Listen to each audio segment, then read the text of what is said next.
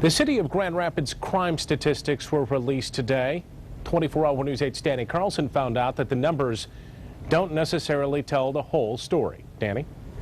Brian, that's right. Just looking at the numbers, it looks good. We've been told today that violent crime is down 17% and that property crimes are down 13% from this same time last year. But we found out today that those numbers don't necessarily tell the entire story.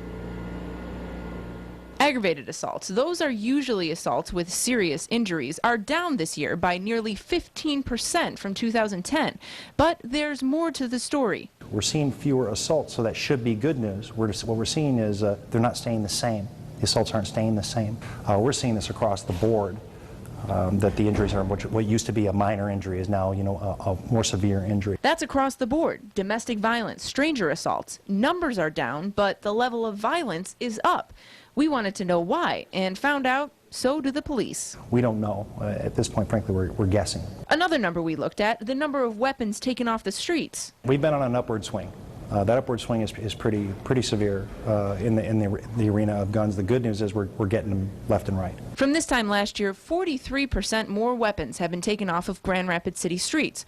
The gun increase on your streets is something 24-hour News 8 first told you about last month. Unfortunately, that comes out in the end-of-year crime stats as, oh no, look, weapons offenses are up. In many ways, that's good news, is that we're getting the guns off the street. The bad news is that the guns are there in the first place to get.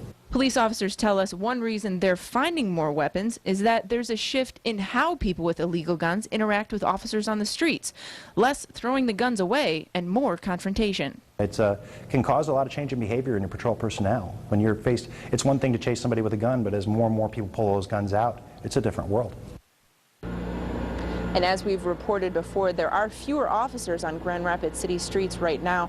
And one Grand Rapids official told me tonight that the city is in a good position right now, Grand Rapids Police Department official, I should say.